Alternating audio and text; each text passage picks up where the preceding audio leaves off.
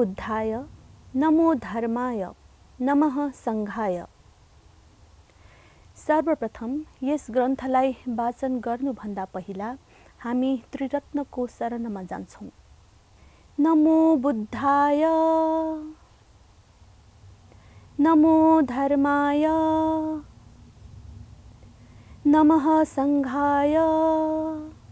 अहम् इत्थनामा यावज्जीवम् बुद्धं शरणं गच्छामि। अहम् इत्थनामा यावज्जीवम् धर्मं शरणं गच्छामि। अहम् इत्थनामा यावज्जीवम् संघं शरणं गच्छामि। विहरति कनकाद्रौ शाक्यसिंहो मुनीन्द्रो अपरमितसुरसङ्घैः सेव्यमानो जनौघैः कुवलयदलनेत्रो लक्षणैर्युक्तगात्र समभवहितस्थः सर्वलोके हितस्थः। ये देवा सन्ति मेरो वरकनकमये मण्डले ये च येक्षा पाताले ये भुजङ्गा स्फणिमणिकिरणैर्धुस्त सर्वान्धकारा।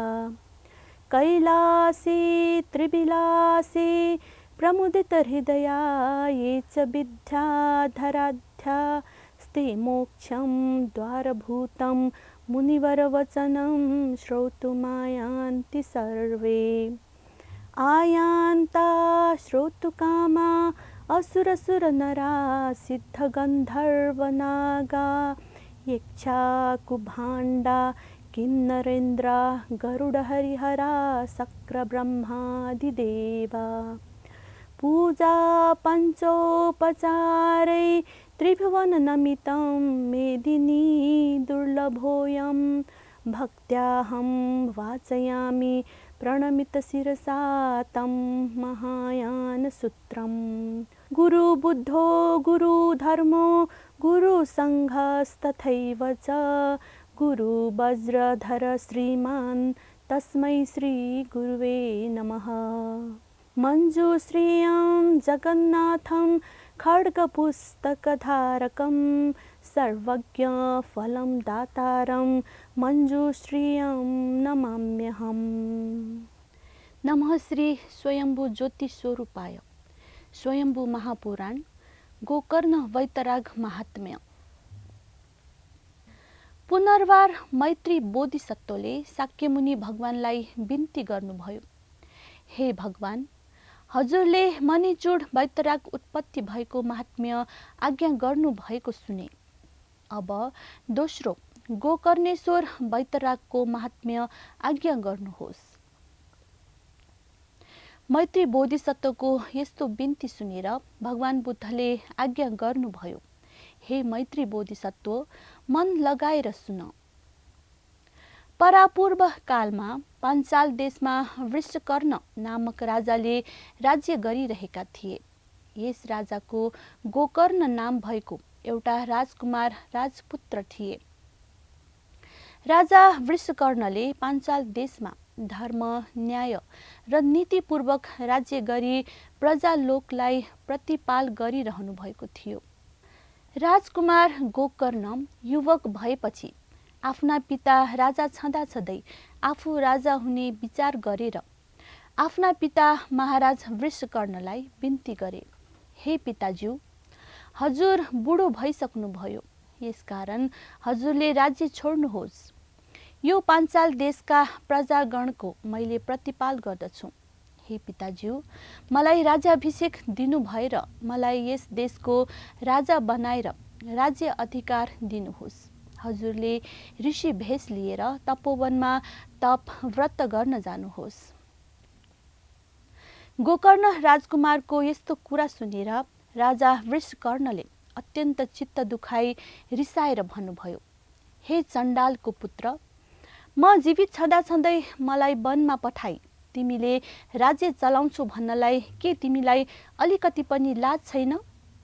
मैले चाहेसम्म म आफै राज्य चलाउँछु, यसमा तिमीले दुश्चिन्ता किन गर्ने?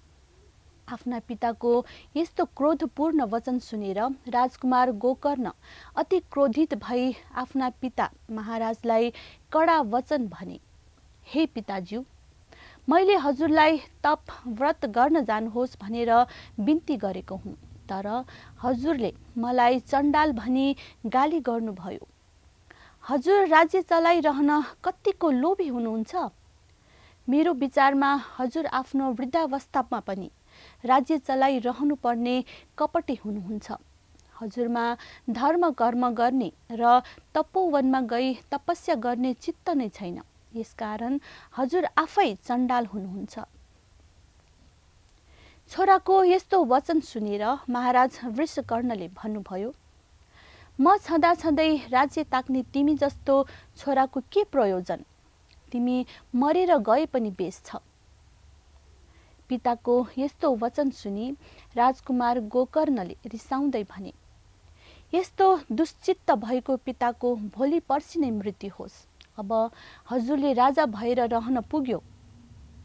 छोराको कटु वचन सुनेर राजा वृषकर्णले भन्नुभयो, तिमीलाई मैले आफ्नो छोरा भनी ठानेको थिएँ, तर तिमी छोरा होइनौ, मेरो शत्रु रहेछ। मेरो जीवनकालमा नै राज्य चलाउँछु भन्ने तँलाई धिक्कार छ। बाबुको यस्तो वचन सुनेर राजकुमार गोकर्णले भने, मैले आफ्नो पिता भनी ठानेको थिएँ, तर पिता होइन रहेछ, मेरो शत्रु रहेछ। यसरी बाबु छोरा दुईमा बारम्बार एकले अर्कालाई शत्रु भनी झगडा भइरह्यो। एक दिन राजा वृषकर्णले छोराको कटु वचन सहन नसकी रिसले चुर भएर भन्नुभयो, हे कुपुत्र, तिमीले मलाई यतिको अपमान गर्ला भनेर ठानेको थिइनँ। अब म तिमीलाई मेरो राज्यमा राख्दिन।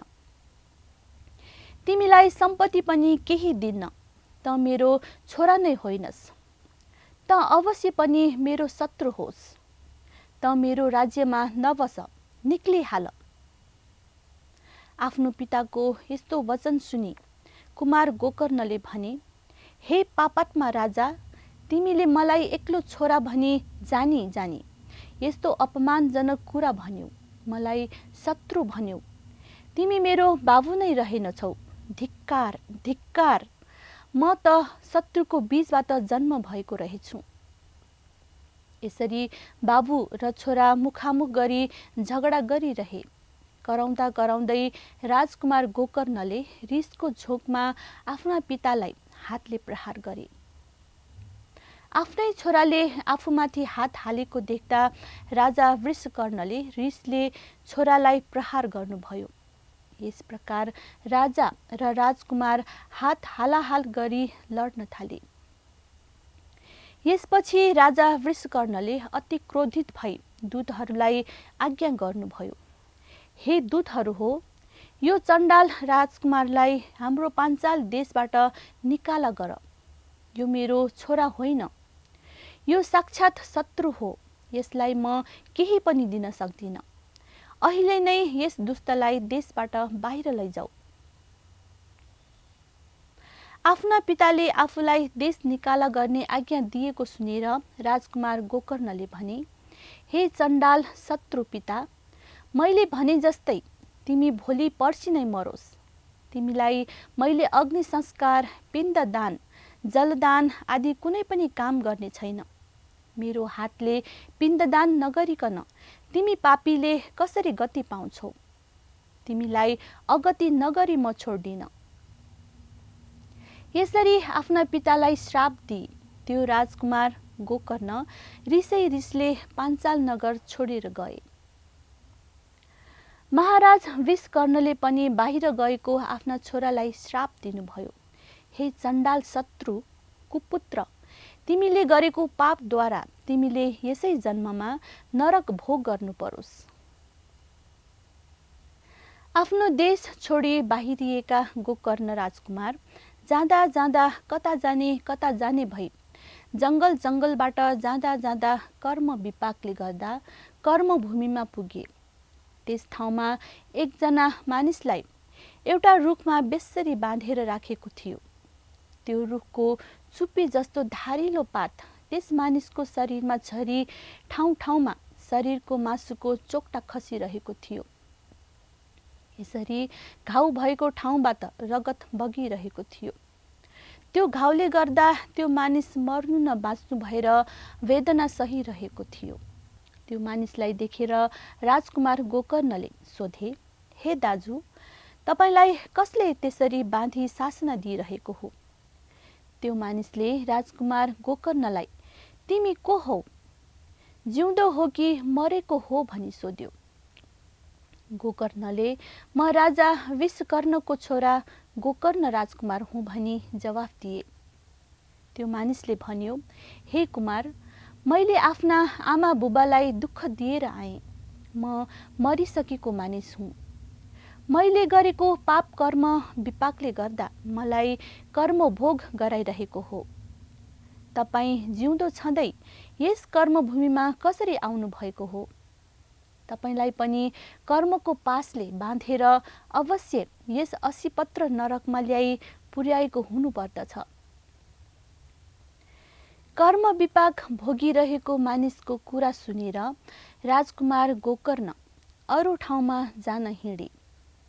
अर्को ठाउँमा राजकुमार गोकर्णले कालचक्र शिरमा घुम्न लगाई शिरबाट गिदी र रगत बगाइरहेको एउटा मानिसलाई देखे।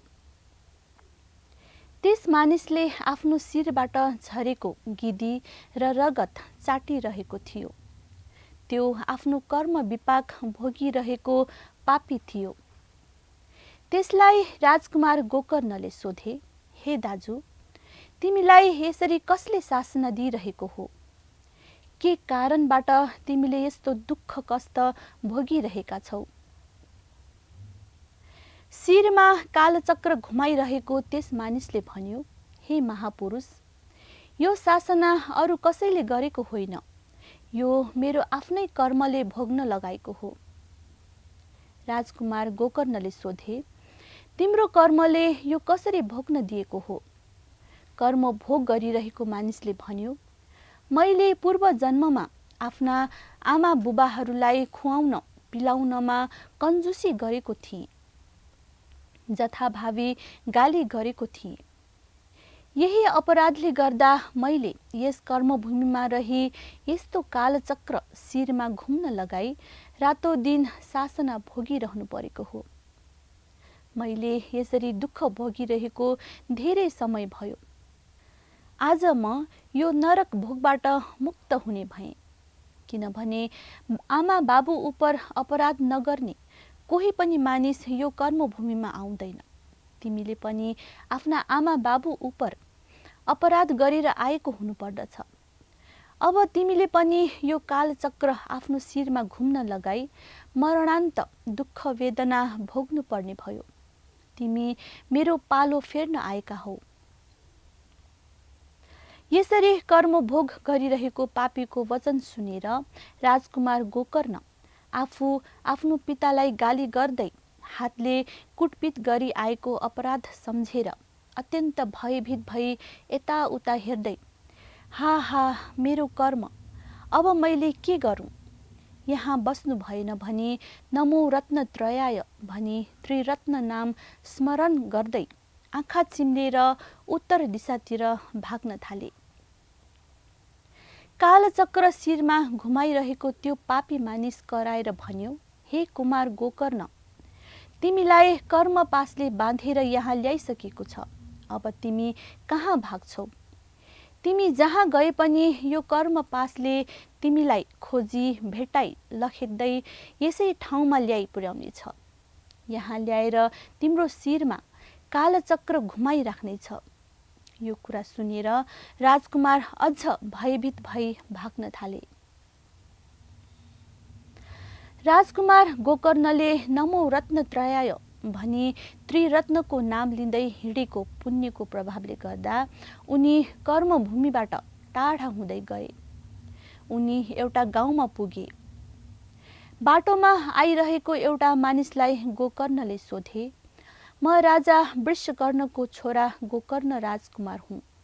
मैले आफ्ना पिताप्रति ठूलो अपराध गरेको छु। मैले आफ्ना पिताप्रति गरेको द्रोहको पाप के उपाय र धर्म गर्दा नाश हुन्छ? अब मैले कहाँ जानु पर्यो? मलाई यसको उपाय कृपा गरेर बताउनुहोस्। म हात जोडी बिन्ती गर्दछु। गोकर्ण कुमारको यस्तो कुरा सुनेर त्यस उपासकले भने, हे कुमार, त्यो पितृद्रोह पाप नाश गर्ने उपाय म बताउँछु, सुन। तथागतहरूले अधिष्ठान गर्नु भएको र महापापी भएकोले नरक भोग गरिरहेका पापीहरूलाई नरकबाट उद्धार गर्नुहुने श्री आर्यावलोकितेश्वरले अधिष्ठान गर्नु भएको तपोभूमि हिमालय पर्वतको नजिक नेपाल मण्डल पुण्यभूमिमा बागमती र अमोघ फलदायिनी दुई नदी सङ्गम भएको एउटा पुण्य तीर्थ छ। त्यस नदीमा स्नान जप गर्नेहरूको पाप शोधन हुने भएकोले त्यस नदीलाई पुण्य तीर्थ भनिएको हो। हे गोकर्ण, त्यस पुण्य तीर्थमा गई श्री आर्यावलोकितेश्वर स्मरण गरी सदक्षरी मन्त्र जपेर त्रिरत्नको शरणमा गई उपोषद व्रत धारण गरी तीर्थ सेवा गर्न जानुहोस्। उपासकको यस्तो वचन सुनेर गोकर्ण कुमारले नेपाल मण्डलमा पुण्यभूमि पत्ता लगाउन भनी आए। बाटाहरूमा भेटेका यात्रुहरूसँग सोध्दै नेपाल मण्डलमा आइपुगेर श्री स्वयम्भूको दर्शन गरी पुण्य तीर्थ खोज्दै यताउता घुमे। पुण्य तीर्थ पत्ता लगाएर गोकर्ण कुमार दिनदिनै त्यस तीर्थमा स्नान गरी त्रिरत्नको शरणमा गई बालुवाको चैत्य बनाई उपोषद व्रतमा रहेर सदक्षरी मन्त्र जप गर्दै प्रतिदिन नियमित रूपले तीर्थ सेवा गरिरहे। यस प्रकारले गोकर्ण राजकुमारले पुण्य तीर्थमा रहेर तीर्थ सेवा गरिरहेको 12 वर्ष पुग्यो। त्यसबेला पाञ्चाल देशमा राजा भएर रहेका राजा वृषकर्णको मृत्यु भयो। दाह संस्कार गर्ने छोरा दरबारमा नरहेकाले राजा वृषकर्ण मृत्यु भएपछि संस्कारहीन भई अगति हुनुभयो। राजा वृषकर्ण अगति भएर राजदरबारमा भएका सबैजनालाई दुःख दिई सताइरह्यो। यस प्रकार राजा वृषकर्ण अगति भएर दुःख दिइरहेकोले राजदरबारमा कोही पनि बस्न सकेनन्। राजदरबार एक किसिमले शून्य नै भयो। यस्तो बेलामा गोकर्ण राजकुमारले पुण्य तीर्थमा रहेर त्रिरत्न शरण गई उपोषद व्रत गरेर तीर्थ सेवा गरिरहे। सुखावती भुवनमा रहनुभएका श्री आर्यावलोकितेश्वरले लोकदर्शन नाम गरेको समाधिद्वारा यो कुरा थाहा पाउनुभयो। गोकर्ण राजकुमारलाई मुक्त गर्नको निमित्त गगनगञ्ज बोधिसत्वलाई बोलाउनु भएर यसरी आज्ञा गर्नुभयो। हे गगनगञ्ज बोधिसत्व, तिमीले नेपाल मण्डलको पुण्य तीर्थमा उपोषद व्रत गरी तीर्थ सेवा गरिरहेको गोकर्ण राजकुमारलाई यथाशीघ्र उद्धार गरेर आऊ। श्री करुणामयको यस्तो आज्ञा सुनेर गगनगञ्ज बोधिसत्व सुखावती भुवनबाट आउनु भएर पुण्य तीर्थमा पुग्नुभयो। उहाँ कुन प्रकारले आउनुभयो भने आफ्नो शरीरबाट सूर्यको जस्तो तेज निकालेर हातमा कमल लिनु भएर आफ्नो रश्मिले गोकर्ण कुमारलाई प्रकाश पार्नुभयो। यस बेला गोकर्ण राजकुमारले उठेर हेरे। ओहो आश्चर्य! यो तेज, यो रश्मि कहाँबाट आएको होला? यस्तो विचार गरी हेर्दा आफ्नै अगाडि श्री गगनगञ्ज बोधिसत्वलाई देखे। गोकर्ण राजकुमारले तुरन्तै उठेर प्रदक्षिणा गरी वन्दना गरे। दुवै हात जोडी बिन्ती गरे, हजुर को हुनुहुन्छ? मैले चिन्न सकिन, कृपापूर्वक मलाई बताउनुहोस्। गोकर्ण राजकुमारको यस्तो बिन्ती सुनेर गगनगञ्ज बोधिसत्वले आज्ञा गर्नुभयो। हे गोकर्ण कुमार, म करुणामयको आज्ञा अनुसार सुखावटी भुवनबाट आएको गगनगञ्ज बोधिसत्व हुँ। गगनगञ्ज बोधिसत्वको परिचय पाएर राजकुमार गोकर्णले भने, म द्रोह गरी आएको पितृद्रोही हुँ। मेरो सम्पूर्ण पाप नाश हुने उपाय कृपा गरेर आज्ञा गर्नुहोस्। गोकर्ण कुमारको यो बिन्ती सुनेर गगनगञ्ज बोधिसत्वले भन्नुभयो, हे गोकर्ण राजकुमार, सबभन्दा पहिले तिमीले आफ्ना पिता वृषकर्ण महाराजलाई उद्धार गर, किनभने तिम्रा पिता महाराज वृषकर्ण मृत्यु पश्चात संस्कारहीन भएकोले अगति भइरहेको छ। यसकारण उनलाई सद्गतिमा पठाउनु पर्यो। अब तिमीले पहिलेको कुसंस्कार छोडेर तिमीले आफ्ना पिता वृषकर्णको नाममा यो पुण्य तीर्थमा पिण्डदान दिएर आफ्ना पितालाई गति दिएर उद्धार गर। तिम्रा पितालाई सुगति प्राप्त भएपछि तिम्रो पितृद्रोहको पाप स्वतः नाश हुन्छ। बोधिसत्व गगनगञ्जको आज्ञा अनुसार गोकर्ण राजकुमारले 1-2 दिनपछि नै बोधिसत्वको अगाडि नै त्यस पुण्य तीर्थमा पिता महाराज वृषकर्णको नाममा श्रद्धापूर्वक पिण्डदान दिए। राजकुमार गोकर्णले बुद्ध, धर्म, सङ्घ, सुखावती भुवनका लोकेश्वर आदि आह्वान गरेर आफ्ना पिता वृषकर्णको नामले पिण्डदान गरेको पुण्यले अगति भई सद्गतिमा जन्म लिन नसकेका अगति वृषकर्ण राजाले आफ्नो छोराले गरेको पिण्डदानको फलद्वारा सुगति प्राप्त गर्नुभयो। अगतिबाट सुगतिमा प्राप्त भएका राजा वृषकर्णले आफूलाई पिण्डदान दिई उद्धार गर्ने आफ्नो छोरा राजकुमारलाई आशीर्वाद दिई सुखावती भुवनमा बास लिन जानुभयो। यसपछि राजकुमार गोकर्णले बोधिसत्व गगनगञ्जलाई पूजा भाव गरेर यस प्रकार बिन्ती गरे, हे बोधिसत्व, हजुरको आज्ञा अनुसार पिण्डदान गरेको पुण्यले अगतिमा परिरहनुभएका मेरा पिता वृषकर्णलाई सुगति प्राप्त भयो। मेरो पितृद्रोह पाप पनि नाश भयो। त्यसपछि अनेक प्रकारले प्रार्थना गरी गगनगञ्ज बोधिसत्वलाई गोकर्ण राजकुमारले उहाँ सदाकाल त्यहाँ रहनु पर्यो भनी प्रार्थना गरे। गोकर्ण राजकुमारले यसरी प्रार्थना गरेको सुनेर गगनगञ्ज बोधिसत्वले भन्नुभयो, हे गोकर्ण राजकुमार, म बोधिसत्व एकै ठाउँमा मात्र बस्नु हुँदैन। जगतका प्राणीहरूको कल्याणको निमित्त म घुमिरहनु पर्दछ। बोधिसत्वले कमलको चिन्ह दिएर आफ्नो शरीरबाट रश्मि प्रकाश गरी एउटा शिलामा तेज फैलाई गगनगञ्ज बोधिसत्व अन्तर्ध्यान हुनुभयो। उहाँ बोधिसत्वले रश्मि प्रकाश गर्नुभएको शिलाखण्ड गगनगञ्ज बोधिसत्वको प्रतीकको रूपमा सिद्ध भयो। गोकर्ण राजकुमारको उद्धार भएको हुँदा त्यहाँको महादेवलाई गोकर्णेश्वर भनिन्छ। यस तीर्थलाई गगनलिङ्गेश्वर र गोकर्णेश्वर बैतराग पनि भनिन्छ। यसपछि राजकुमार गोकर्ण गगनगञ्ज बोधिसत्व लीन भएको शिलालाई प्रदक्षिणा र नमस्कार गरेर आफ्नो राज्य पाञ्चाल देशमा जानुभयो। गोकर्ण राजकुमार पाञ्चाल देशको राजा भई लोकजनलाई प्रतिपाल गर्नुभयो। प्रत्येक अष्टमीको दिन उपोषद व्रत धारण गरी श्री करुणामयको भजन गरिरहनुभयो। यसरी लोकजनलाई प्रतिपाल गरी राजा गोकर्ण सुख आनन्दपूर्वक रहनुभयो।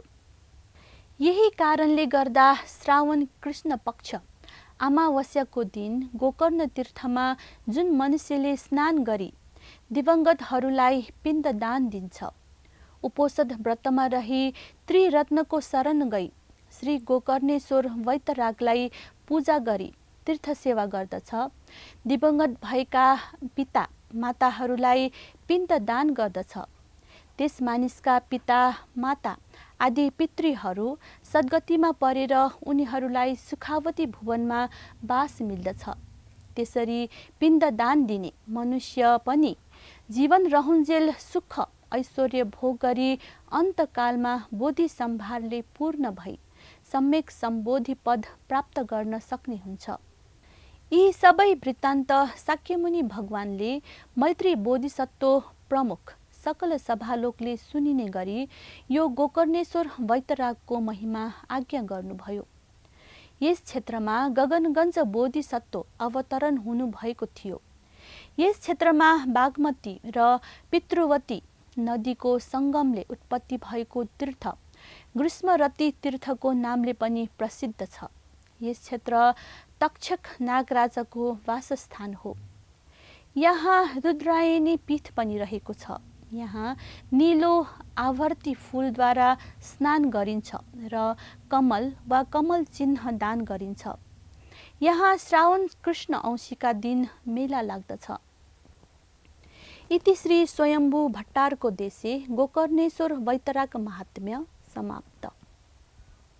अन्तमा यस ग्रन्थलाई वाचन गरेको पुण्यद्वारा सर्वसत्व प्राणीहरूको मङ्गलको कामना गर्दै हामी पुण्यानुमोदन गर्दछौँ। रत्नत्रयं मे शरणं सर्वं प्रतिदिशाम्यघम् अनुमोदे जगत्पुण्यं बुद्धबोधौ दधे मन आबोधौ शरणयामि बुद्धधर्मगणोत्तमं बोधौ चित्तं करोमीश सोपरार्थप्रसिद्धये उत्पादयामि वरबोधिचित्तं निमन्त्रणायामि अहो सर्वसत्त्वान् इत्थं चरिष्ये वरबोधिचर्यां बुद्धो भवेयं जगतो हिताय।